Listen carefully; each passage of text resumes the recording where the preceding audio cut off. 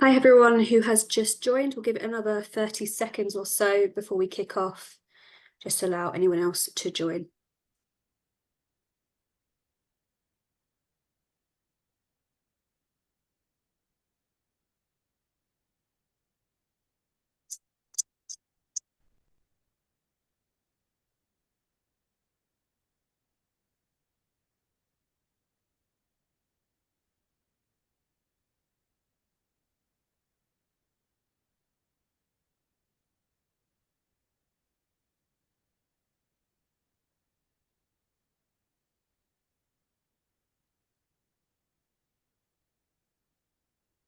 Right, good afternoon, everyone. Thank you for joining us for the Make UK Post 2024 Autumn Budget webinar. My name is Faye Skelton. I'm Head of Policy at Make UK. I'm being joined by Fahim Khan, who is our Senior Economist, and Jamie Cater, who is our Senior Manager on Labour Market and Skills. The way we'll run this webinar, it's for an hour long. We'll go through the slides, which shouldn't take too much time. We'll then open our survey poll questions, which are really helpful to gauge quantitative feedback on the impact, which we'll then be sharing with government. And then we'll be moving on to the Q&A, which will be done via the Q&A box. So if you would like to either put in your Q&As in the box as we go along, or if you want to save it up to the end, you can choose either. And we'll probably spend the bulk of the hour session on questions and answers. So yesterday's budget was a significant budget, I think it's fair to say, and not really in the most positive terms, although there was a few nice pieces of announcements, but in the main, quite the burden on businesses. So in headline terms, it really is a burden. So when you look at the NIC's tax rise and the change in thresholds, coupled with the rise in national living wage, it will have a significant impact on business. Just before I kick off, we did do a lot of work with Treasury in the lead up to the budget, putting forward sort of the manufacturing view and why supporting manufacturers is obviously key for growth, as set out in the industrial strategy. And obviously, probably about 2 or 3 weeks ago, NIC's was briefed or leaked in the media for an increase, but I don't think there wasn't any briefing on the actual changes to thresholds, so that was a surprise. What we'll be using today's session is to get real feedback from businesses of all types on the impact of some of the changes, because we want to collate all of that and push it back to the government so that they can really see what the impact is and how this will affect some other wider policies such as growth, employment, and also their sort of wider industrial strategy. So today we'll cover obviously NICs, the National Minimum Wage and Living Wage, corporation tax, capital gains tax, sort of the wider tax reliefs, and also the industrial strategy and Made Smarter. Made Smarter policy announcements. So if I move over to Fahim, over to you, Fahim. Welcome everybody, and hopefully find this session very useful. I know that there's emotions are probably running quite high for many businesses, and I'm sure, and we're gonna probably have a lot of questions around many of the decisions that government made, which of course, as Faye has rightly outlined, is going to be quite significant for businesses. But I think it's good to start with some of the good news, and there were some good announcements that perhaps maybe was overshadowed by the main the reveal of the changes to the national insurance contributions. There is now a corporation tax roadmap, which is something that we've been waiting for quite a while. Certainty and predictability are one of the two most important conditions when it comes to ensuring that businesses are able to invest confidently. And so we have seen rightfully or as expected, the 25% effective tax rate, the main rate of tax rate will be capped at 25%, which is still the lowest in the G7. And far more importantly, I think, for many SMEs and small businesses, is that the small profits rate, which is if you make profits of less than 50 grand or less, you will still continue to pay 19% on corporation tax, which is something that I think most businesses would be affected by. And then there's the tapering of margin relief in between the 50 grand and the 250 grand threshold. On top of that, the increased tax burden, which is 25%, is still higher than what we used to have. We got confirmation of the annual investment allowance threshold at £1 million, as will make keep its position, and full expensing capital allowances, which was introduced, I think, in 2022, will also remain in place. R&D tax credits to follow on that, which is combining, and actually something extra is the patent box as well, tax credit for new IP. These things will all remain in place. And there will be some further consultations to improve that. One of the things that I found quite interesting in the budget was there's going to be a consultation to create some sort of mechanism to help advise investors, because there is a recognition that actually having all these policy tools like the annual investment allowance, full expensing, R&D tax credits aren't the simplest tools to use for everybody, especially if you're a foreign investor who you have never engaged with UK policy. And so actually there could be some sort of advice service created to help investors before they invest to understand how they can make use of the tools to ensure that they get the most benefit out of them. So I think that's really, really good in terms of promoting FDI. Although some of us may argue later on that actually a lot of this is negated by some of the other decisions that the government took yesterday. And finally, work on simplification. So this is actually one of Make UK's policy wins. We published a report not so long ago around our investment monitor for 2024, which argued that actually the definitions of plant and machinery is actually slightly more vague than assumed. Most manufacturers will use capital allowances for the most obvious machines and tools in their offices. But actually many businesses, and I often, when I raise this in roundtables and conversations with members, when I tell them, oh, you could use capital allowances for software under certain conditions, you can use it to build escalators and lifts in your factories, and actually they got these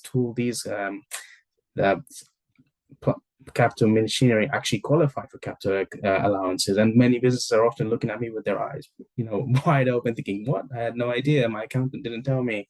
And it's actually because it is quite complicated to understand. And so the government has, as part of its roadmap, has made a strong commitment to simplify what is actually meant by plant, what is actually meant by machinery, and what's going to be qualifiable, making it easier for SMEs to get more benefit from the annual investment allowance and full expensing. And hopefully the same process will apply to R&D tax credits. So that's the good news so far. Corporation tax roadmap, we definitely wanted to see that. On to the next slide, moving on, thinking about some of the changes in taxations that we saw. Two of the biggest ones announced, one of these was the capital gains taxes. I think that was being trailed in the media for quite some time, so many people were expecting that. But the actual changes made were to ensure that the percentages are now in line with what is already applied to property taxes in capital gains. And I think that's perhaps the best case scenario that we could have hoped for, because there was a lot of rumors going around that actually it could increase as high as 39% in some cases. And I think that would have been a huge worry for investors, especially those who are investing in UK PLC in stock markets. Interestingly, though, what I have seen is that this change means that the gap between the lower rate and the higher rate, which depends on whether or not you're on the basic rate of tax or the higher rate of tax, has significantly shortened the gap. Before it was between 10 and 20%, and it was a 100% gap between the lower and upper rate bands. And now that gap has dropped to about 33%, which actually reduces the differential between what's available to those who are at the basic rate versus what's available to those at the higher rate. And so that kind of creates a disincentive to actually I mean, most investors will still like to apply for the lower rate if they can, but it's a reduced incentive to do so.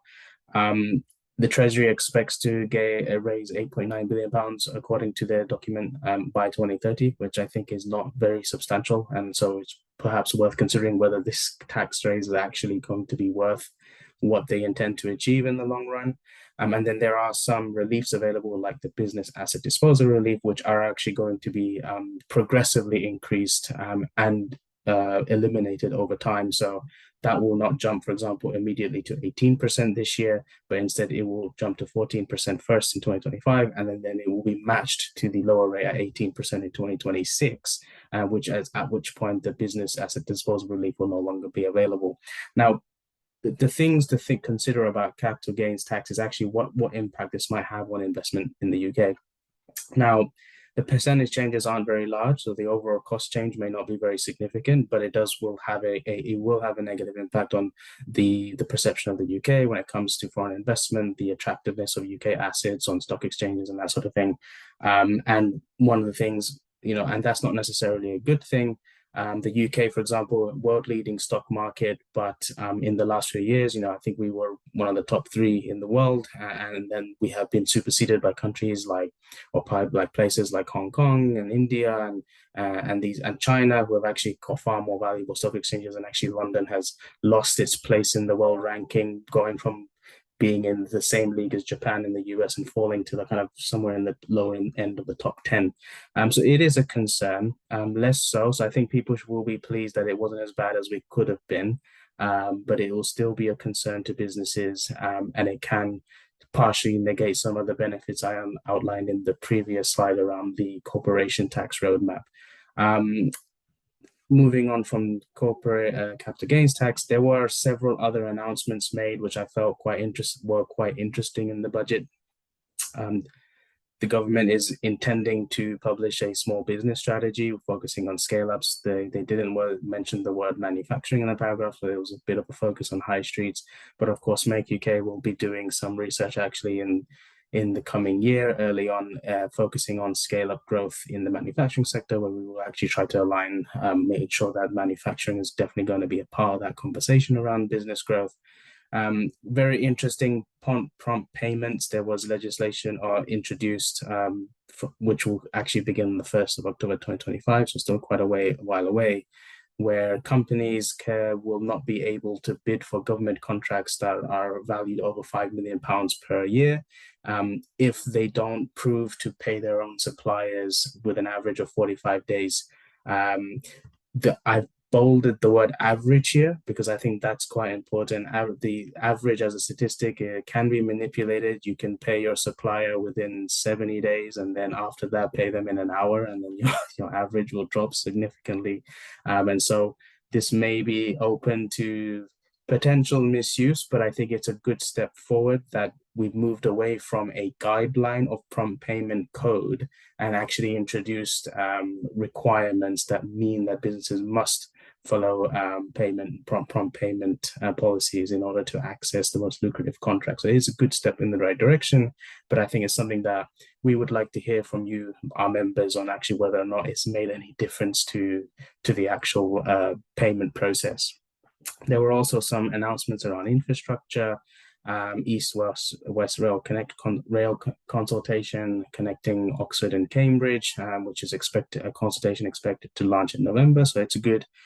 Following some work we did at Make UK around infrastructure earlier this year, we found that many of our members definitely wanted to see government pursue more East to West rail connections in the UK. They felt that those type of connections were far weaker than the North and South connections. And so this is a good step for government. Investment zones are expected to continue. And so that's also something that businesses may have been planning investment around. The commitment to move forward on the East Midlands investment zone, for example, was approved yesterday.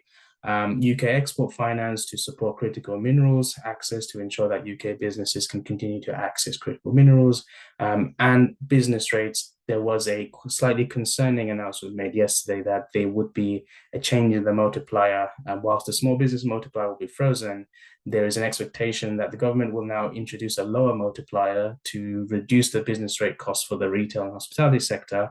And that's going to be compensated by a higher multiplier for high value properties that are valued at £500,000 or more. Now, this could be a huge problem for manufacturers. It would be great to hear from you guys at some point about whether or not your business is one of those facilities with the 500,000 plus. I do think that manufacturing is going to be disproportionately affected by this potentially. And there is a discussion paper that was published yesterday as well by the government. So it's something that they will be looking for feedback on. But certainly it's an area that we need to definitely keep an eye on its business rates. I think that is the end of my section phase. So I will happily pass on to the main event with Jamie. Thanks, Faheen, and hi everyone.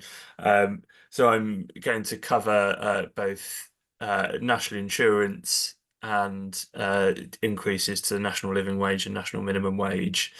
And as Faheen says, this is clearly the sort of headline grabbing announcement from the statement yesterday, and one of which I'm sure you're all already well aware. But just to summarise the three changes to employer national insurance contributions that were announced by the Chancellor yesterday. The headline rate for Class 1 employer national insurance contributions will increase from 13.8% to 15%. Well trailed, slightly unexpected from a very political point of view, and it's one of the few measures from a Boris Johnson government that a Labour government has replicated. You might remember that there was previously a temporary increase to 15% before the Liz Truss government took office, and then reversed that change again. So we're back to 15% for Class 1 employer NICs. The most significant change is the reduction in the threshold, so what's known as the secondary threshold, the point at which employers start paying national insurance contributions on their employees' earnings. So that's going from £9,100 currently to £5,000.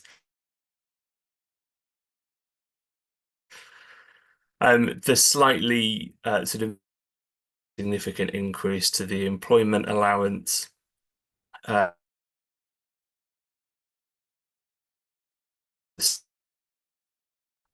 on small employers, and Jamie, can you hear me? If you come off camera, it's because you're slightly cutting off, and I wonder if it's the bandwidth thing. So we okay. had everything up until employment allowance. Okay, great. Yeah, hopefully you'll continue to hear me okay. So the employment allowance is typically kind of focused on smaller employers, and allowing them to access some relief on their national insurance. The current policy enables employers with national insurance liabilities of £100,000 or less in the previous tax year to effectively reclaim £5,000 from their bill. That's £5,000 per employer, not per employee. And from the announcement yesterday, so starting in April next year, the total relief available will more than double, from £5,000 to £10,500, and the £100,000 threshold for eligibility will be removed. There are still some other eligibility criteria that apply. For example, there are some restrictions on connected companies. So it can only be applied to one payroll. So if you are connected companies, you effectively have to choose sort of which payroll you claim against.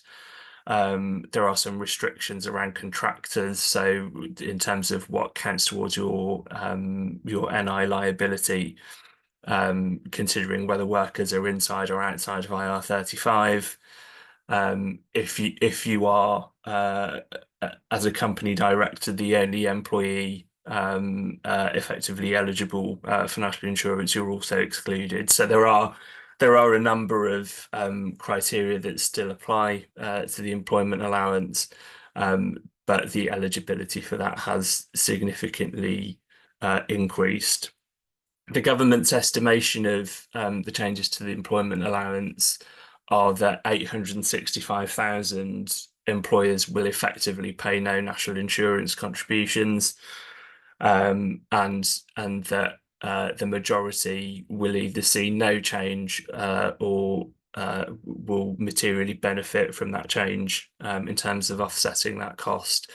But clearly, for many in our sector, this is going to have a really substantial impact at a time when we're expecting, albeit in 2026, some significant changes to employment law, which we've been doing lots of work with on government, and the changes I'm going to talk about in a moment to national living wage.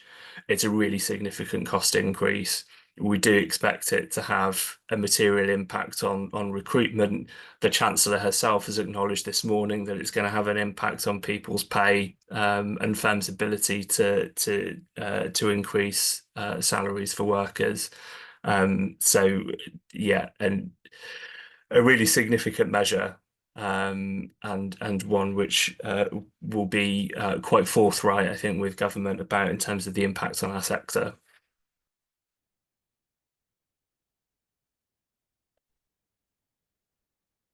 So our national living wage and minimum wage, the headline is an increase of 6.7% to the national living wage.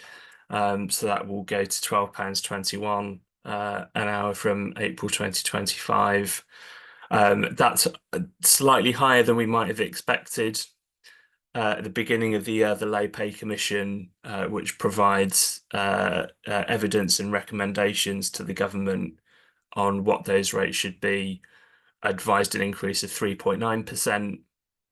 When the Labour government came into office, it then revised the Lay Pay Commission's remit to account for cost of living. At that point, the LPC had a central estimate of 5.8%, and so 6.7% is higher again. And so we're in a similar situation, I would say, to 12 months ago, where we ultimately have ended up with an increase that is notably higher than the one that was originally consulted on. We every year provide written evidence and give oral evidence to the Lay Pay Commission. And so we were very supportive of an increase of 3.9% on the basis that that reflected where our members were settling in terms of pay agreements. But 6.7%, particularly given the way in which inflation has reduced over recent months, wider trends in sort of pay settlements and private sector pay growth, 6.7% is again very significant. The other major change on the national minimum wage for those aged between 18 and 20 is there's a major increase there as a stepping stone towards people in that age bracket becoming eligible, likely by 2026, for the full national living wage. That's been a policy goal of both Labour and actually the previous Conservative government over the last year or two. So that was always going to happen. The sort of slight mitigation is that, as I say, that's happening over sort of 2 years rather than just that being applied sort of overnight, as has happened with previous reductions in the age threshold. There remains a separate apprentice rate. The government has consulted on abolishing the separate apprentice rate and just having that relate to age bands.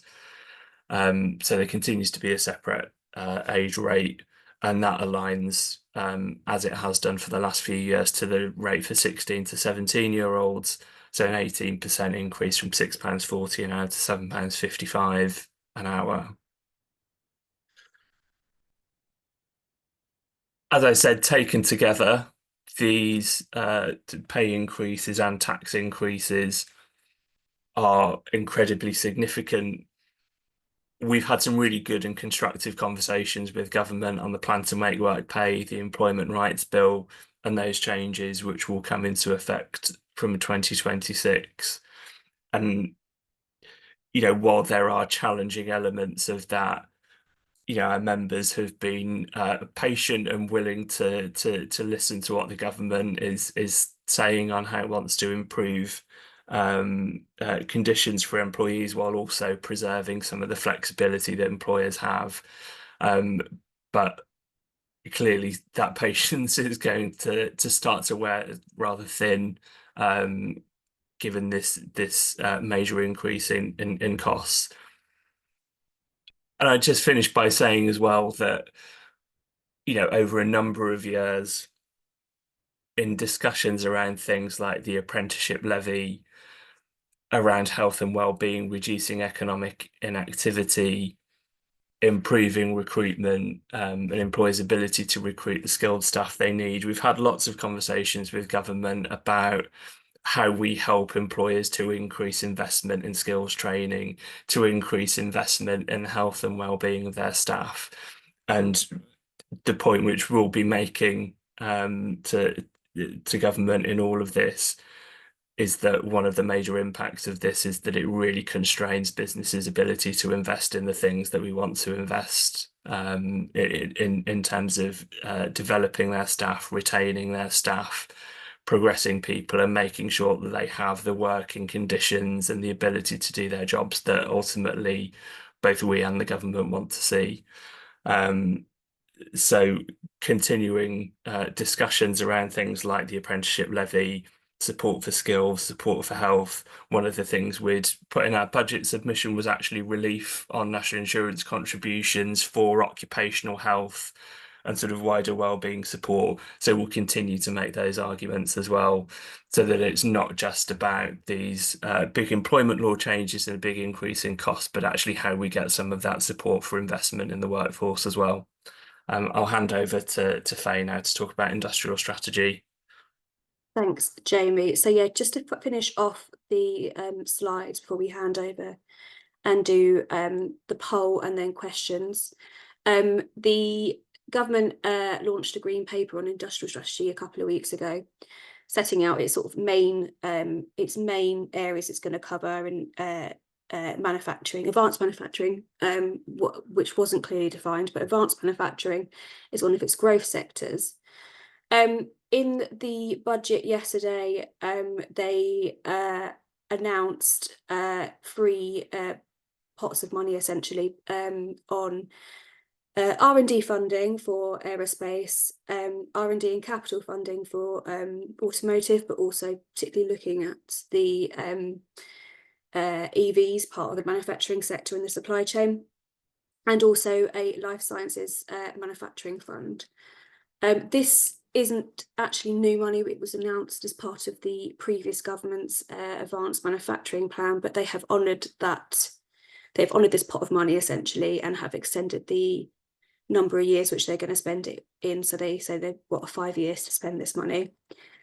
So we welcome that. And just more broadly on industrial strategy, we have been told that the main spending announcements will be done as part of the spring spending review next year, which, to follow on from what Jamie said, we would hope there'll be mitigations to a lot of what was announced today for the manufacturing sector. And the other thing is the Made Smarter rollout, which was announced as part of the previous government's, I think, autumn statement, will continue to go ahead with the exact same funding, so 16 million in 2025 to all 9 English regions. So that is the end of the slides. And that is just going to launch a poll. So I'm just going to stop sharing my screen, and there's only 2 questions. So we really would appreciate if you could take 30 seconds to a minute to just have a look at the questions and fill it out so that we've got a good good pool of evidence to push back to government on some of the changes announced yesterday.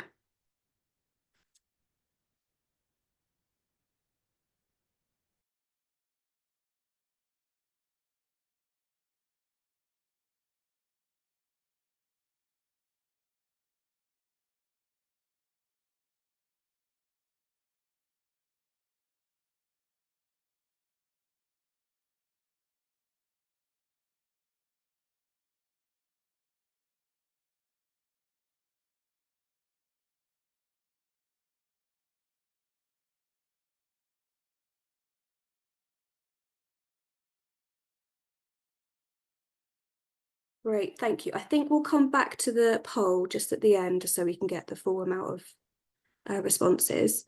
We'll then now talk through the Q&As, which I can see there's some already.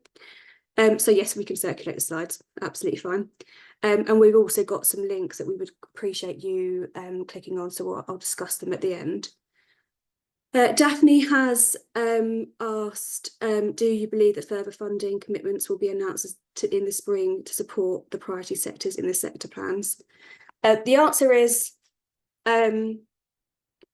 yes, though with very limited detail behind that. So when we spoke to the Department for Businesses and Trade, they were quite clear that there wouldn't be any new money announced as part of the autumn budget relating to the growth sectors, but the spring spending review would be the place where that would happen. The industrial strategy will be published on the same day as the spring spending review.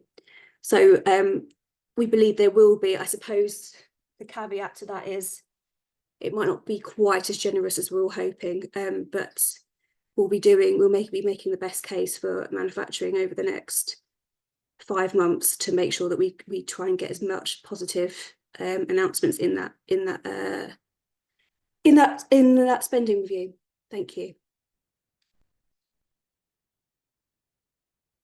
Those are the only 2 questions. I think probably just the only other thing to add, I probably should have said this at the start, is anything that Jamie just said. I'm sure Jamie wishes he was a tax advisor, but that he's not a tax advisor. So anything that you've heard today is probably sort of overarching our understanding of what was announced yesterday. There was a few gaps in details, probably most related to the employer national insurance contributions rise. So yeah, that is something that I think all businesses will have to go away and have a look at what is applicable to them, and what raises concerns. Is there anything else, or we can talk through the poll? Maybe Annette, shall we close the poll? Let's have a look at the results. Thank you.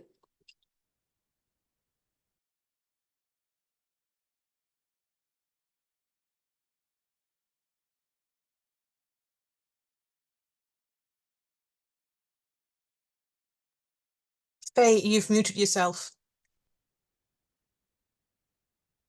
It was going to happen at some point. Thanks, Annette. So we can see on the first question about the actual impact of business outlook.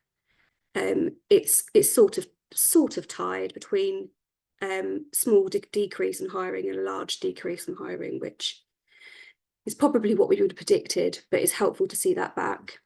And on the second question, which is on both on NICs and national living wage, we've got a whole multiple choices, but I'm just going to look at the ones that are probably the most. So yeah, increases in prices on goods, I imagine that is. Increased pay for workers at national minimum wage, but also looking at things like freeze or reduce other employer benefits, which is exactly to Jamie's point, goes against quite a lot of what Make Work Pay and the Employment Rights Bill tries to set out to do. So there is really a need for organisations like Make UK with our members to really push back on why this is such an unfortunate announcement at the wrong time, when the government's priority is growth and productivity. Right, I'll just close that there. I think we've got another question. When will details be published regarding the changes being made to business rates? Faheen, obviously, I don't know if you'll know that answer, but go for it. Yeah, it's difficult to say, but I think we'll probably expect some details, at least in terms of the change in multipliers sometime early next year. But the next revaluation from the Valuation Office Agency is in April 2026.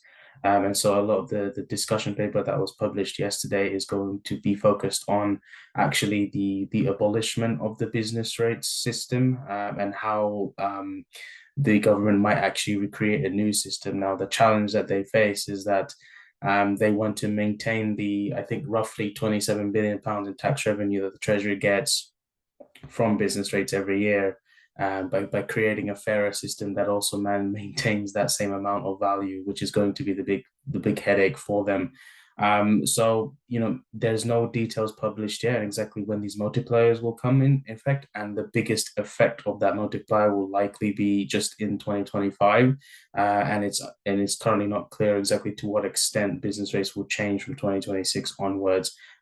We would work with the assumption that it's going to remain the same system, because I think changing it in a year's time is actually going to be far more difficult than the government expects it to be. I mean, it's something that we've been trying to modify for over a decade now, and it's not been easy to get exemptions. The expectation is that they might move to a land-based value tax, which will at the very least remove the impact of plant and machinery on the value of the rateable value of the properties.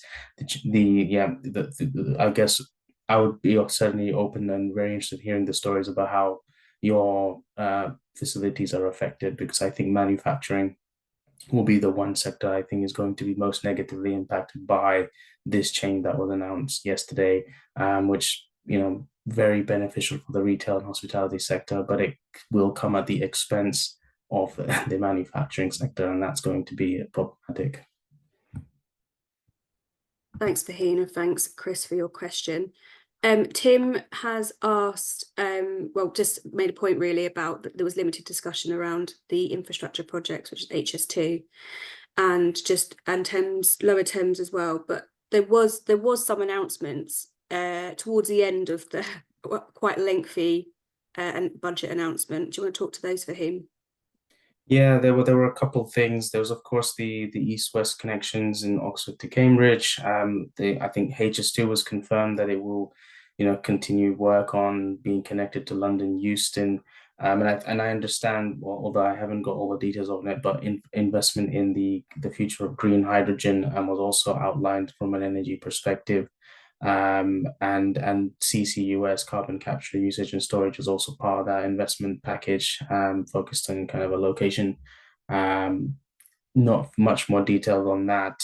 Not much more on transport and road infrastructure or anything related to that. But I think the recognition of the kind of more focus on east-west connection is important. And there's also a greater emphasis on increasing the use of freight trains, which at the moment most businesses still rely on road networks. But actually there's going to be a push to try and make freight train more attractive for businesses, because at the moment it's not being used sufficiently enough, given the substantial benefits that they bring to kind of decarbonization and net zero and value. Not much further more details on that, to be honest, on infrastructure. Actually, worth adding that there is a 10-year infrastructure plan in the works from government now that actually is due to be published alongside the next spending, the full multi-year spending review. So that's probably where we're going to get more details. Thanks, Tim, and thanks, Faheen. A question from Nathan: what is Make's view on the impact to business property relief changes on family businesses, which now potentially constitutes the biggest risk and potential liability for family businesses? So this is the change to, well, there was a change to pension pots being included in inheritance tax, wasn't there? And then there was also this £1 million threshold, I think, that has been introduced. I'm again sorry, Faheen, I'm going to come back to you. That's okay. Yeah, no, I think that's a really important one. I think inheritance taxes, when we reached out to our members, it was a very mixed response on how they might react to that because it was very dependent on the type of business, and family business is the right one to raise an issue around here. I think some of the changes announced will be quite negatively, it will be a negative change. It is a negative change for family businesses, and it will certainly hurt those type of businesses more when it comes to fundraising and making those businesses more attractive for finance and investment. Because one of the changes that's being made is that the threshold for taxes being reduced to 50% if your shares are not listed. And so that the maximum is 50% taxation on if your shares are not listed, which means that there's going to be a discrepancy between companies that are on open market available to change in ownership versus family run businesses that are might prefer not to be listed. They don't want to be necessarily publicly owned. They want to maintain private ownership, but they're going to be potentially penalized for that. And so that is going to be a negative effect on that industry. It's going to make it harder, in particular, to raise finance in one area if you're looking to increase investment to grow your businesses as a family business. And certainly this change is probably not the most, it's not a good one, is what I can say. So our view on it is not positive, but our members' view is very, very mixed. It really just, it's those who are family-owned businesses are the ones that are going to struggle from it. Thanks, Nathan and Fahim. So that is the last question I can see. I will just pop my screen up, and if anyone wants to make any further points or wants to share, they can do this anonymously, either actually via email or all on the Q&A chat box, a bit about the impact of yesterday's announcements, please do. I will just quickly share my screen again. Which...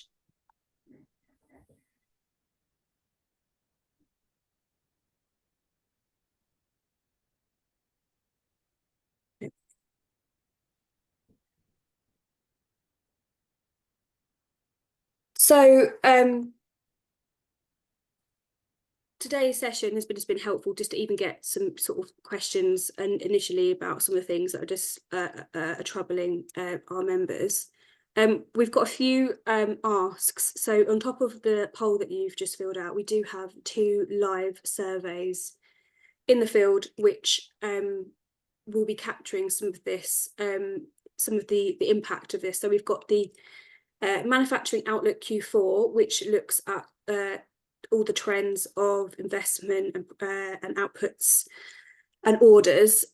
So that is the first link, I believe. So my colleague Rose will be putting the links in the Q&A box, so that can be easily accessible, but we'll also send out these slides. We also have our long-running executive survey, which looks a bit more longer term, medium term, sorry, and sort of analysis of where things are going, and that'd be really helpful as well. I think that in that survey there are actually some live questions about the autumn budget, so it'd be really helpful to have that quantitative data on that. We will be using the next couple of days and weeks to really robustly push back on some of the announcements yesterday, because we can see that this will have an impact. I think, although there was probably isn't scope for any U-turn to happen before April next year, I do think there is, if there was a really strong voice from business on this, that they will end it quicker than maybe they assumed. There is that in scope. I think that's probably what we're looking for, rather than an all right U-turn. So I'm just going to stop sharing my screen, and hopefully on the Q&A. Perfect, thank you very much, Rose. If there isn't any further questions, we will end that there. Thank you everyone for your time.